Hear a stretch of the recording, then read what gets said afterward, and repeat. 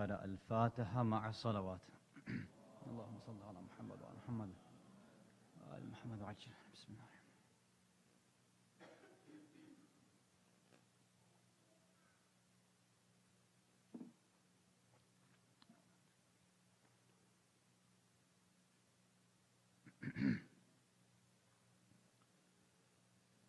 أعوذ بالله السميع العليم من الشيطان اللعين الرجيم. بسم الله الرحمن الرحيم. وبه نستعين. لا حول ولا قوة إلا بالله العلي العظيم.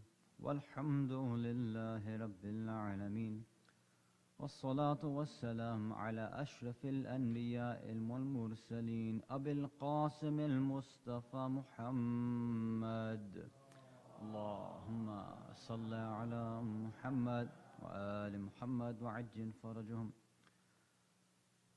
وعلى أهل بيته الطيبين الطاهرين المعصومين المظلومين، ولعنة الله على أعدائهم أجمعين من الأولين والآخرين إلى قيام يوم الدين.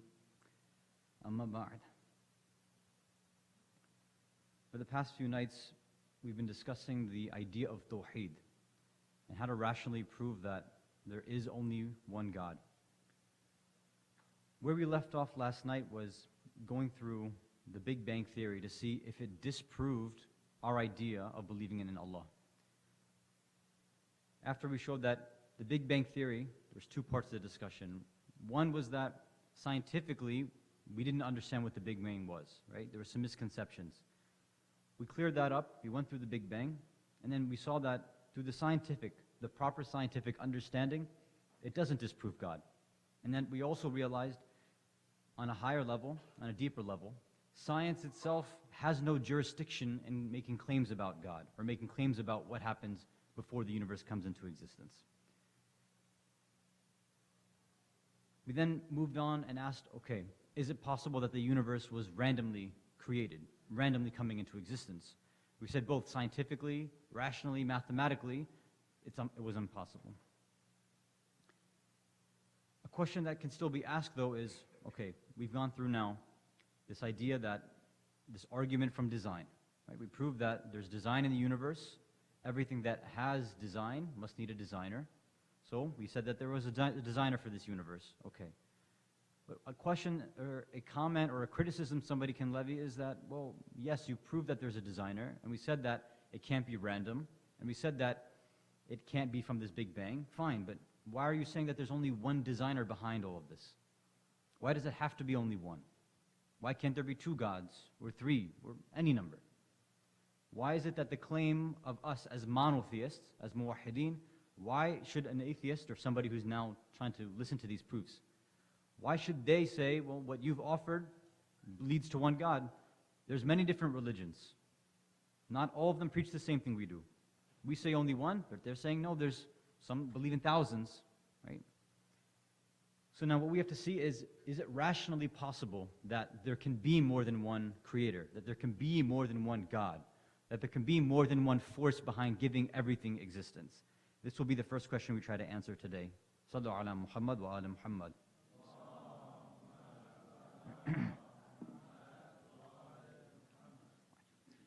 Now the first way that this kind of question is phrased by atheists or skeptics is become very famous in this day and age by neo-atheists. And one of the first individuals, or probably the most famous individual, is Bertrand Russell, right? Famous mathematician. So he was formerly Christian, and then he had some doubts about God, and he's written about this. I believe the book's called Why I'm Not a Christian Anymore, or something like that. So in there, he poses this question. He says, I think his father was a minister or a preacher, right? So he said, I used to ask my dad all these questions, and I never got satisfactory responses. He used to ask his dad, okay, explain the Trinity to me, and his dad couldn't properly explain it. He also asked him this question. He said, okay, so you're saying that God created everything. So yes, that's what we say. Okay, well, who created God? If you're saying that there's a creator for everything that has a design and order, okay, fine, we can believe that.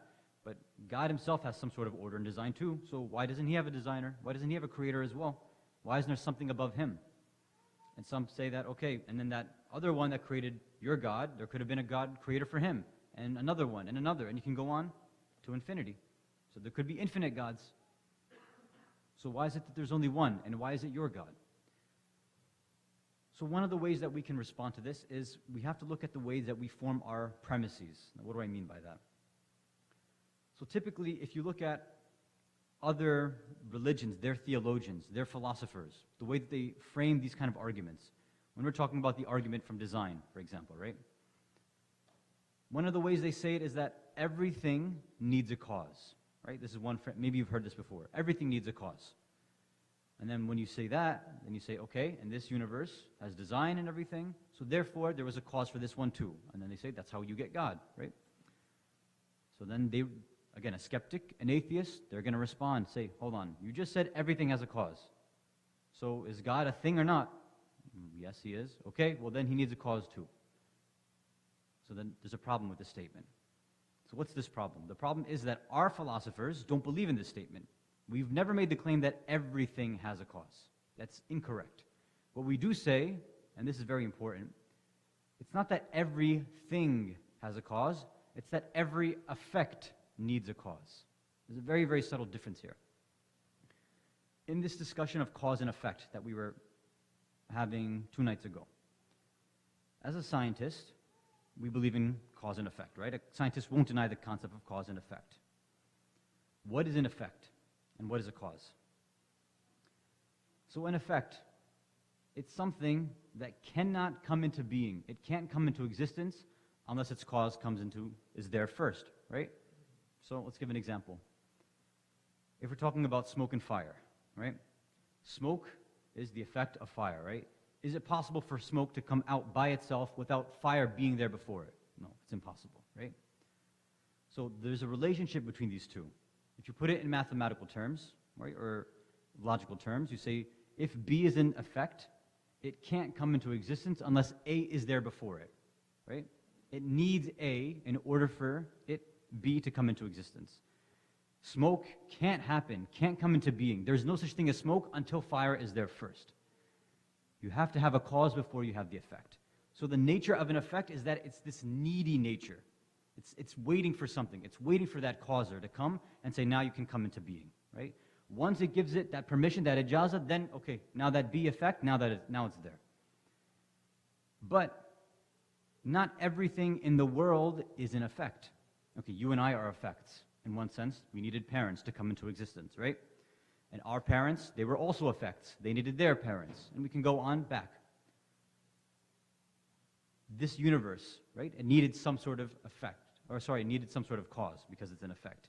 And it traces down to matter, antimatter, as we were talking before. And again, a scientist can keep tracing these things over and over again. Based on what we said yesterday, is that once you can't measure time and space anymore, then scientists can't measure causes anymore. And that's why they can't go back and say what happened before it. All they have is an effect in their hands, which is the Big Bang. And they can talk about that, and that's it. But they can never talk about what happened before, as we mentioned yesterday. We're saying not everything is a cause. If you're an effect, you need a cause. So now the question is, what is God? Is God an effect or not? Because if we say he's an effect, then yes, you'll have to say that something else had to cause God, obviously. But our claim is that every cause is not necessarily an effect. So let's go back again. The example we gave before was smoke and fire, right? Okay. So smoke, that's our first effect. What do we need to get that into existence? We needed fire. Okay? So it's a cause, right? And that led to smoke. Now, for fire to come into existence, it needed, for example, oxygen and a spark. So those are 2 causes for fire. So this fire that we have here is both what? It's a cause for smoke, and it's an effect of combustion, or a spark and oxygen. Correct? You guys with me so far? Right? Okay. So fire, or a lot of different things in this universe, if not everything, can be both a cause and effect. It just depends on which way. What way do you look at the side of the equation? How do you view the relationship? Now, this is in terms of physical things when we're talking about, our parents giving us existence, our parents being our cause, us being the effects of our parents. That's in physical things. Now, if we talk about the idea of existence itself, right? There's two possibilities. Whenever something has a quality, right? Either that thing has the quality because of something else, because of a cause, or it has that quality in and of itself. Let's give another example here. For, let's say, a cup of tea, a cup of chai, right? You have a cup of tea in front of you. By itself, there's no sweetness in it, right? If you want to make it sweet, you need to add sugar, right? Okay. So now once you add that sugar in, you mix it up, now you have a sweetened chai, okay? This chai was unsweetened before that sugar came in there. Now, if you ever wanted to, if you had the right machinery, right, then you could actually spin it properly and remove all that sugar if you wanted to. Yeah, it would be difficult, but you could do it. What is giving that chai its sweetness is that sugar. So the cause of the sweetness of the chai is the sugar. So now you stop, you have the sugar in your hand, and you ask, okay, what gave sugar its sweetness? And you say, that's the quality that sugar possesses. It in itself is sweetness. Whenever it goes into something, that thing becomes sweet. So if you take sugar, you put it in chai, it's now sweetened chai. If you take sugar and put it in milk, now the milk is sweetened. If you put it in whatever you do.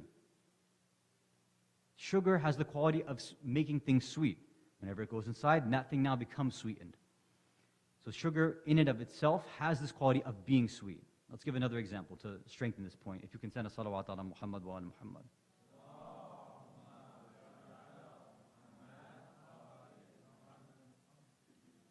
Right now we have this table. It's dry, right? There's nothing on it. If I take this water and I pour it on top of this table, the table's going to be wet, right? If now, let's say, the wetness from the table or the water that's dripped on the table, it flows off onto first this and then it goes onto the carpet. Then subsequently, the carpet will become wet, right? Again, this cause and effect we see. The carpet got wet because of the wet table. The table got wet because of this water. But where did water get its wetness from? We say water in and of itself has the quality of wetness. Nothing else gave it wetness. So now two examples we have in our mind. Hopefully it makes sense. Now let's go back to this idea of existence, of God and us as effects. We all recognize, obviously, we needed something to give us existence. We are in need, or in philosophical terms, we say mumkin al-wujud, possible, contingent existence. So either you have existence because of something else, or in and of itself, there's some entity that possesses existence. Its quality is existence. Sugar is sweet. Water is wet. Oil is oily. We say God is existence. God is pure existence. Because if you were to now say, well, they ask the question, okay, God, before we actually claim that, we have to prove it, correct? We're saying everything that exists has to either be given existence by something, it's a possible existent, or it's, like we say, we call God wajib al-wujud. It's necessarily existent. It possesses the quality. Okay, which one is God? Or do we have an entity, do we have something that exists that has to have this quality? We say, okay, so right now, we know that there is something that exists that is an effect, right? We are effects. We don't have the quality ourselves. It must have come from something else. So we get ourselves, we go back and we say there's a cause to our existence. Now we can ask the question, how far can we go back? Can we keep going back over and over and saying that there's infinite backwards causes that will lead to existence? If you say yes, then that means this final existence that we have here could have never started. Now, how can we prove that? How does that make sense? So right now, let me give you an example of, let's say, a document, right? Let's say somebody presents you with a contract. They say, all right, we need your signature on this contract, right? You say, okay, fine. I'll sign it. They give me the contract. They say, okay, Hassan, I need you to sign this. I say, no problem. But I won't sign it until this brother signs it first. So we pass it off to this brother. Say, listen, can you sign it so Hassan can do it? He takes it and he says, okay, I'll sign it, but the person to the right of me has to sign it first. That person says, okay, I won't do it until, and he keeps going back over and over and over again. Can you keep going back forever, waiting for somebody else to start signing or not? That's just the way I'm phrasing it. You have to have somebody start the signature first. If you keep going back, there has to be at least one individual to say, listen, I'm not waiting for somebody else. I'll be the first one to start. I'll sign it, and then from then on, everybody else can start signing it, right? And it'll reach back to me. So the universe we have in front of us is that there's obviously existence here. There's somebody who signed this universe into existence. We were all looking for something else to give it to us in the first place. We keep tracing it back, back, back, back. There has to be one in the beginning that said, I'm not waiting for anybody else to give it to me because I have this quality myself. This is the only way that everything else can then come into existence. Sallu ala Muhammad wa ala Muhammad.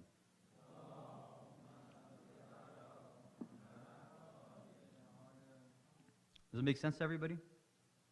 Yeah? Okay. In the same way that something can't become wet unless water touches it, right? Something that is wet in and of itself. This universe, anything that is an effect, needs a cause. So now when somebody asks you, okay, who created God? You said, that doesn't make any sense because God is existence in and of himself. God possesses, he's wajib al-wujud, the necessary existence for everything else to possess existence. He is the only real cause. That's what they say. Or in Farsi they call it wujud bakhsh, the one who gives out existence to everything else. So this is the first issue we have to go through. So now we say, okay, so we've proven that you can't have somebody that creates God. Okay, fine. Now somebody will say, all right, you have this necessary existence. Fine. But can't you have more than one? There's nothing that's stopping us from having all of these different super powerful gods in the beginning of time, quote unquote, and they could have, created the universe, they could have either helped each other, worked together, and they could have helped make this universe. Or maybe one God made everything, and the rest of the gods just, took a nap. Who knows, right? They were just chilling. So how can we say that there's only one of these pure existences beginning from that time? How do we know that? Okay. So the Quran gives us one answer. And again, I know we said that we're not trying to use the Quran to prove, but because it's a logical proof, we're going to just quote from the Quran since Allah's already mentioning it. In Surah Anbiya, chapter 21, verse 22, Allah says, Bismillah ar-Rahman ar-Rahim. لو كان فيهما آلهة إلا الله لفسدتا. If there was more than one gods, then what would happen is that there would be fasad, right? There would be chaos, right? فسبحان الله رب العرش عما يصفون. Allah's beyond the way that you describe him. You have God A, God B, with this assumption that there can be more than one. You have God A, B, C, whatever, till infinity.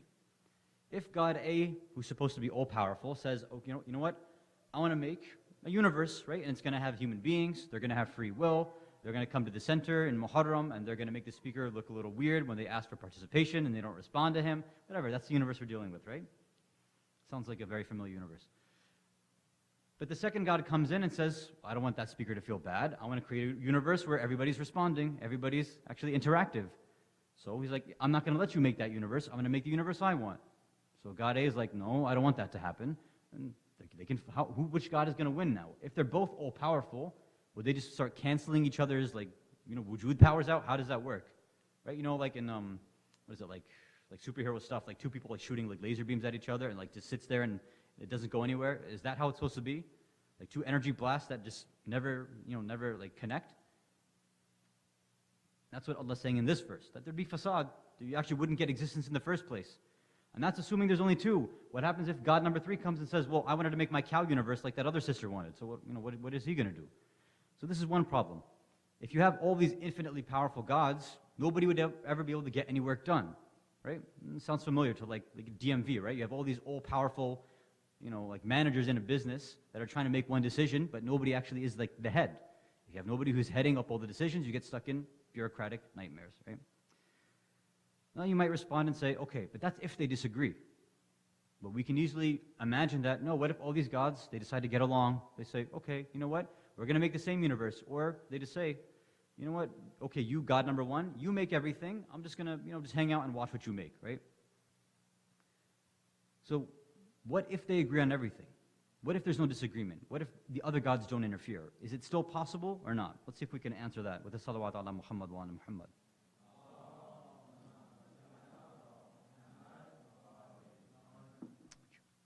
Okay. We're trying to answer this question. Can there be now, regardless of whether they agree or not, can there be more than one all-powerful, all-knowing, superior creators, pure existences, gods? okay, let's make the assumption, let's say fine, let's assume that there can be two gods, right? Let's go back to what we're saying about God. This entity, this God is supposed to be all-powerful.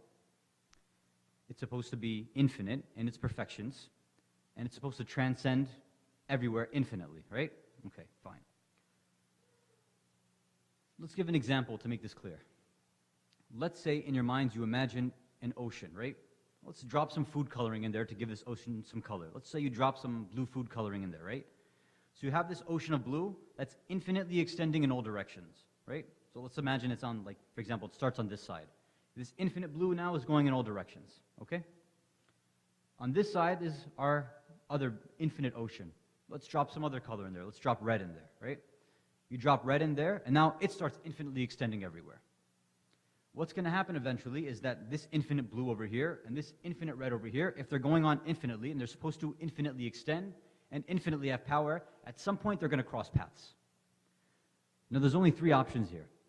One option is that when they meet, they can't interfere with each other, right? If that happens now, let's say this blue and red, they just collide, and the blue can't cross over into the red, and the red can't cross over into the blue, right? There's almost like a barzakh between both of them, for example, like a barrier. So then what we'd say is, okay, this blue ocean here is actually not infinite anymore, and this red ocean's not infinite anymore. There's actually boundaries, there's limitations. We said that's not the definition of God. So this option doesn't work. The other option is that they both go into each other, and they both have power over each other. Say, okay, if they both go into each other, then now there's a weakness in both of these gods, right?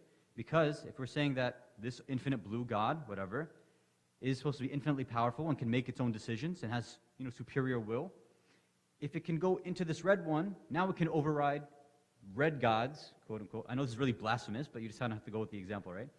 So now red God is screwed, right? Red God had this power before, but now blue God's there too. So now it's lost its actual existential power. It can't be a God anymore. Okay, that's the second option. And the third option is what? Let me check my notes. Sallu ala Muhammad wa ala Muhammad.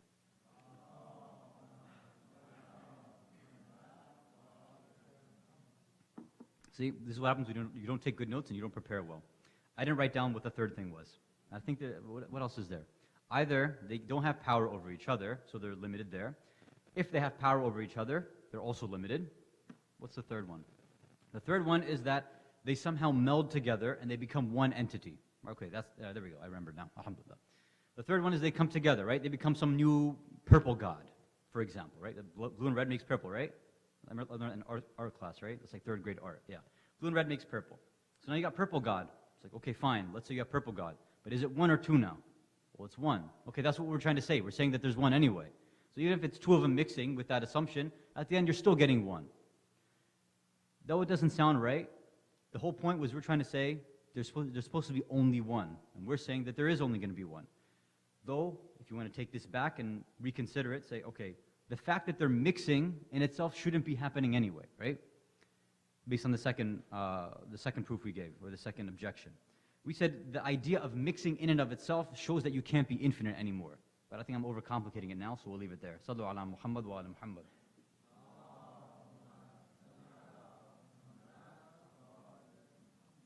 Okay, aside from that last point, I think the first two ones at least made sense, right? Okay, just forget the whole purple God thing. Let's just leave that alone. Okay. So this is basically our understanding now. We said, why can't there be a creator for God? Because we're not defining God as an effect. We're saying that all effects need a cause, but God is not an effect. God is only a cause. He's the one that gives existence to everything. He is the wajib al-wujud, the necessary being which must exist in order for everything else to exist. He said, okay, why can't there be more than one of these? Why can't you have more than one gods?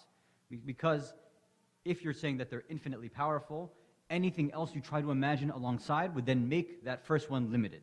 And if God is supposed to be unlimited, you can't have anything else which adds limitations to it. So more than one then is impossible.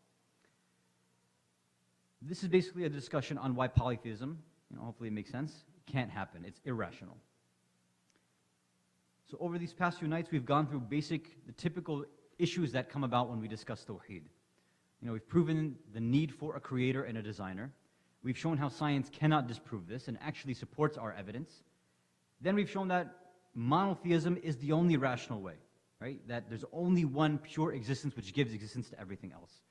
So now you might say, okay, well, how did we get to this place how did we get to this discussion? We started off by saying we want to reclaim our identities, right? Muslim identity. That was the whole thing. We're sinners. We want to improve ourselves. We want to strengthen our connection with Allah. We want to go from Muslim to mu'min, somebody who just believes into somebody who actually acts on what they believe. So what is all this logical proof stuff going to do for us? It just sounds like a bunch of philosophy. How does that actually translate into my day-to-day life? This is going to be based on our understanding of the phrase La ilaha illallah, right? What we're all taught from when we were younger. You know, our parents taught us, say La ilaha illallah, La ilaha illallah. If I were to ask you to translate it, most of us would say that there is no God but God, right? There's no God but Allah, or there is only one God. That's typically the way that we understand La ilaha illallah. It's not incorrect, it's just incomplete. La ilaha illallah is something deeper. It's something more so. What does it mean? You see, when you look at the word ilah, right, something which can be worshipped, a god, an object of worship, an object that gives awe, that makes you awe-stricken, that just makes you say, wow. Something that is your source for your decisions in your life. Something that is your marja, so to speak, right? That's what an ilah happens to be. Remember the previous verse that we mentioned a few nights ago. أَفَرَأَيْتَ مَنِ اتَّخَذَ إِلَهٌ هَوَى. Have you seen this kind of person who takes their hawa, their desires, their thoughts, their own opinions as their ilah? A person who says, this rule in Islam doesn't make sense to me. Doesn't make sense to me. Right? So God now is not the ilah. It's their hawa, it's their desires, their nafs. Somebody who says, why is it that we can't have a unified Eid prayer? Why can't we have one day for Eid? Why can't we trust NASA for our moon calculations? Why can't the Maraja agree on anything? I feel that they should have a conference and they should do this, and I feel, we hear people in our community saying these things every year, right?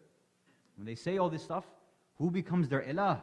It's I, ana, man, me. I'm the one making the decisions about Islam now. What Allah is trying to get us to understand, if we're coming into the folds of Islam, is saying, before you come in, you need to admit, to witness and to testify, La ilaha illallah. There is nothing else that's your source, that's your authority, that's your object of worship, that's your object of making decisions, your behavior. Everything has to come from Allah.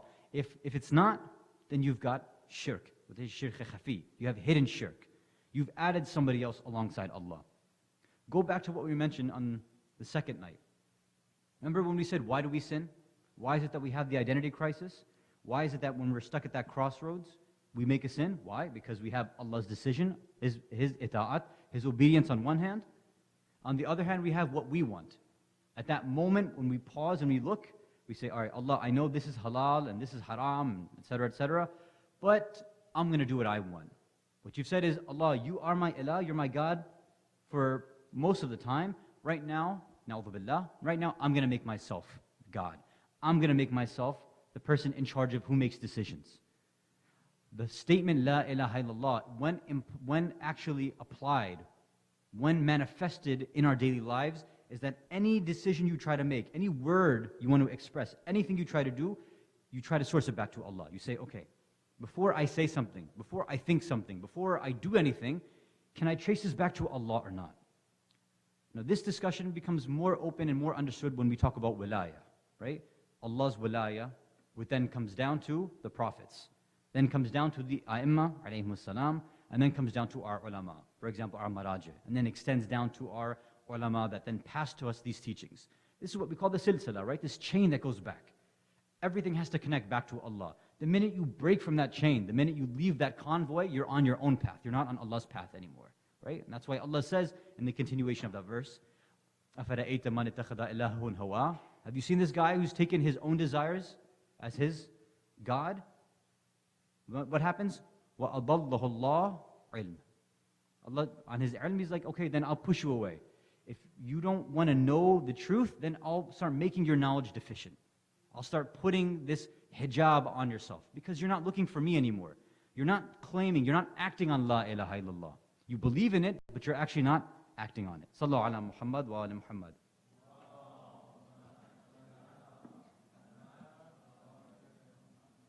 So a practical advice for us is when we come to these crossroads, when we're about to make a decision, and it can be for something small, like you're going grocery shopping, right? You're about to buy something. You can say, does Islam first make this, am I allowed to do this? And second, is this something that Allah even wants me to do in the first place? Is it mustahab? Is it makruh? Is it desirable? Will this benefit me? Will this benefit my community? Will this benefit the world? Or is it something that it's just me, only I want it? Is it back to the ananiya, that selfish, that egotistical nature that we have? If we can apply La ilaha illallah correctly in small things, then for the big things it'll make sense. Right?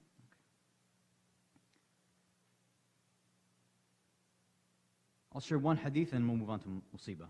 This comes from Amir al-Mu'mineen Ali ibn Abi Talib alayhi salatu wasalam. Allahumma salli ala Muhammad wa ali Muhammad wa ajil. Remember how we're saying, we have these logical proofs now in our heads. Hopefully we've understood them, and hopefully they've sat with us. And then we have this connection we're trying to make that, okay, now I want to apply this in my daily life, right? I want to take this La ilaha illallah, I want to take these rational, this undeniable understanding that there is a God, and He's pure existence, and He's given us this life and everything. He's given us all this. How do I make this connection? So Imam says over here, عَلَيْكُمْ بِطَاعَةٍ مَنْ لَا يُعْذَرُونَ بِجَهَالَتِهِ. He says, it's wajib on you, it's incumbent upon you to do ita'ah, to obey, to be obedient of the person, of something, or the one whom la tu'adharuna bijahalatihi. You've got no excuse of being ignorant of him. Allah has given us this intellect, He's given us the aql, and He's given us these proofs. He says, you have no excuse not to believe in me. You have no excuse to say that, well, I don't know where I'm getting my sustenance from. I have no excuse to say that, well, I don't know what to do in this decision. I don't know how to make a decision going forward. Allah's saying, I've given you everything. You have no reason to be a jahil. You don't have a reason to be ignorant, especially in our times, in this day and age. Is there a way we can be ignorant of anything? I mean, even the rulings of our maraji have been translated in almost every language. It's not just that there's books available constantly and that have been translated. On their websites, there's translated rules for our maraji about your ahkam in your daily life. Moreover, now they have apps that have everything available to you.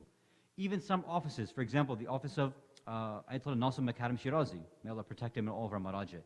His office has a WhatsApp group that you can message them if you have a shari'i question.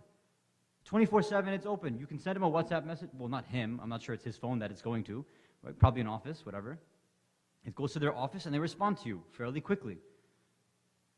Everybody has a phone on them 24/7, right? In any situation you can be stuck in, you could be, again, stuck at a grocery store, wondering if this ingredient that's in that food that you're trying to buy, it's allowed or not.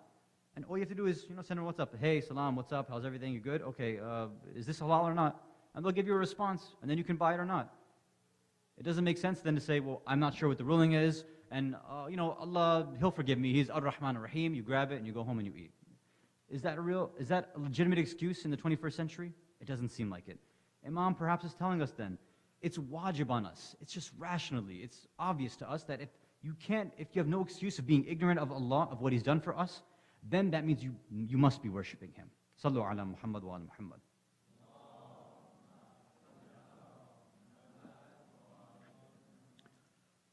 The effects of having this kind of ideology and applying it in our daily life extends not only to ourselves. You see, when we as muwahhideen, as people who practice tawheed in our daily lives, we as parents, if we understand it properly and we practice tawheed the way it should be practiced, we turn everything back to Allah, then this then extends to our children, right?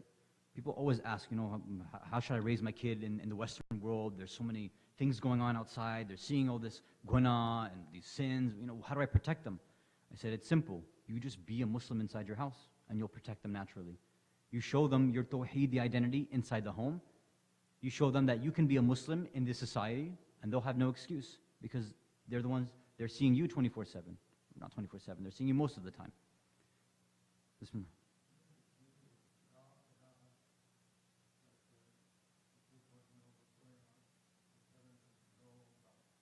If your kid is smart enough to understand that, yeah.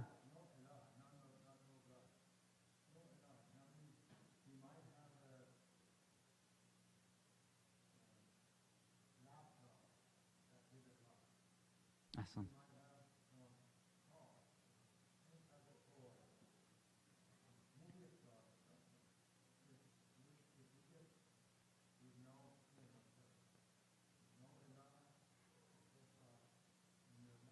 Ahsan, Jazakallah khair. Yeah, absolutely. One of the major issues we're facing right now in our society is exactly what you're saying, is this idea of materialism. Right now, materials have become people's gods, right?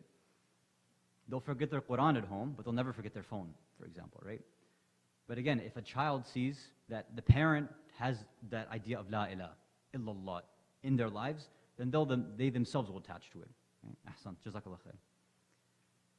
So when this type of parenthood, this type of upbringing and tarbiyah is done in a household, then naturally the kids will have their tawheedi identity instilled in them. It'll be established within them.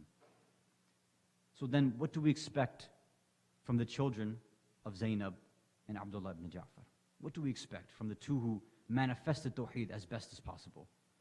And when you see these children as perfect practitioners of tawheed, Aun and Muhammad, it's because of the tawheed that was in that household, because of their love for Allah, their love for Ahlul Bayt. That's how you get children like this. So if you want to know how to raise an Aun and Muhammad, you look to Zainab and Abdullah ibn Ja'far. This is how you raise your children. Many times when we pay our respects to Zainab alayha salam, our community sometimes do it after Ashura, right? We wait till afterwards, till Sham-e Ghariba, for example, or till we come towards Arba'in, to Chahnum. But there's a reason that she's known as Masa'ib. But Hussein is not known as Abul Masa'ib. With all due respect to both of them. Hussein's ma'rifah is higher. He's an imam. He's ma'soom at a different level, at a much higher level. But Zainab is a different personality. She's having to watch her brother go through all this. She's watching her children go through all this. Her nephews, her family go through all this. And then afterwards, she's the one now who carries the message of Imam from Karbala to Kufa to Sham, all the way back to Medina.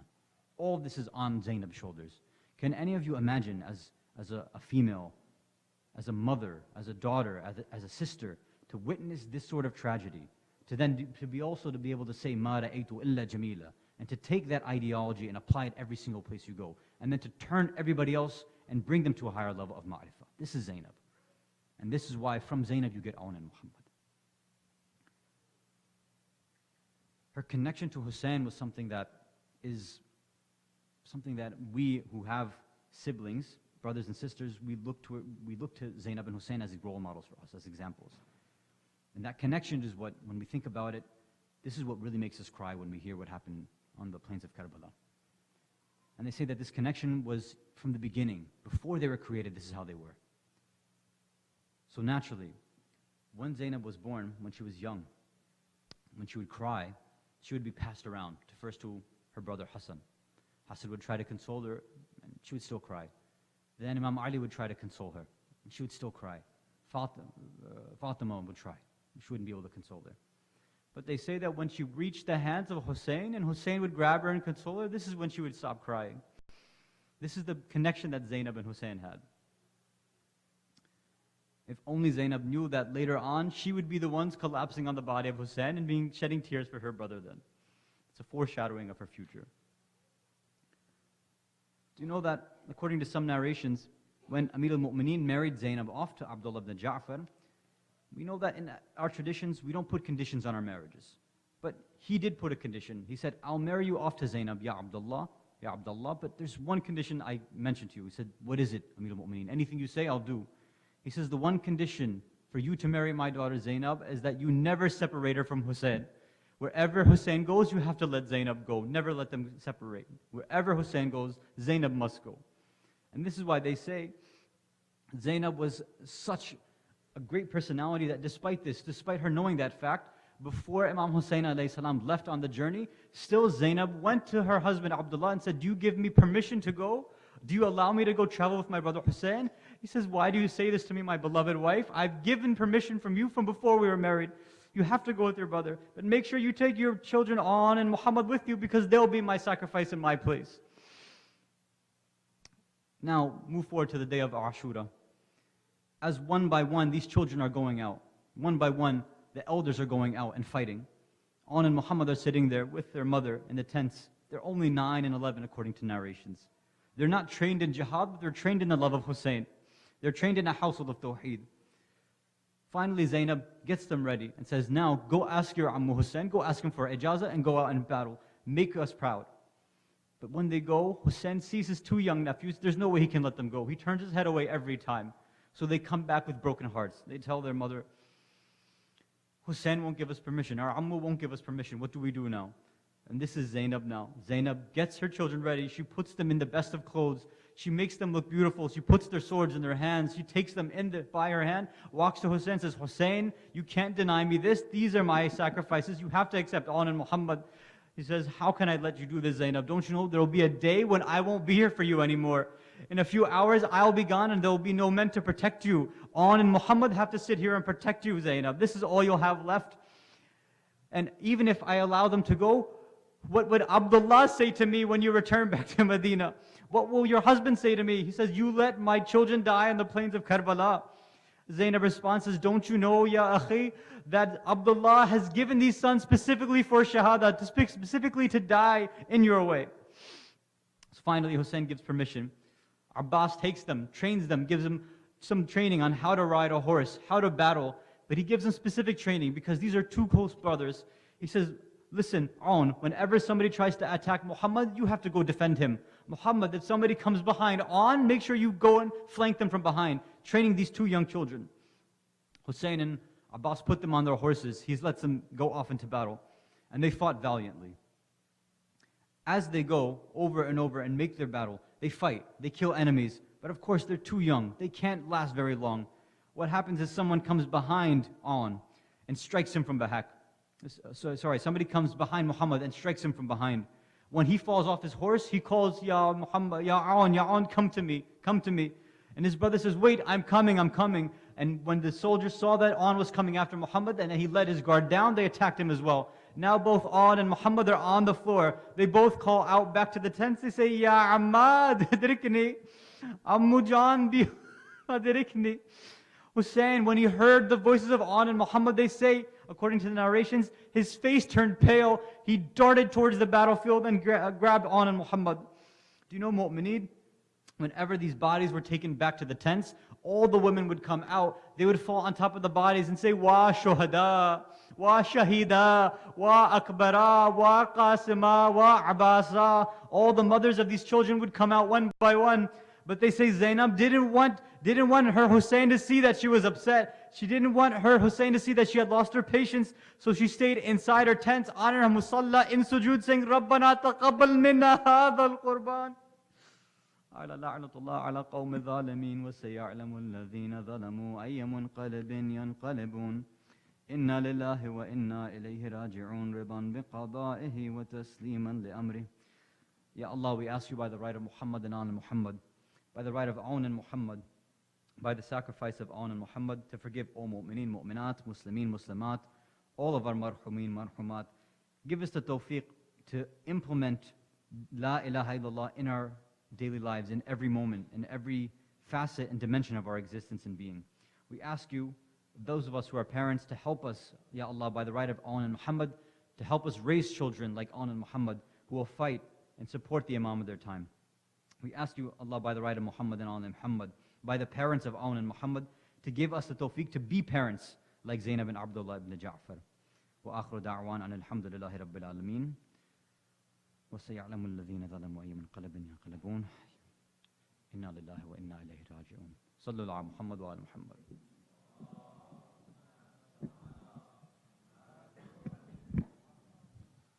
Ya Hussein, Ya Hussein, Ya Hussein, Ya Hussein. Brothers, please come closer. Please come closer. Ya Hussein, Ya Hussein.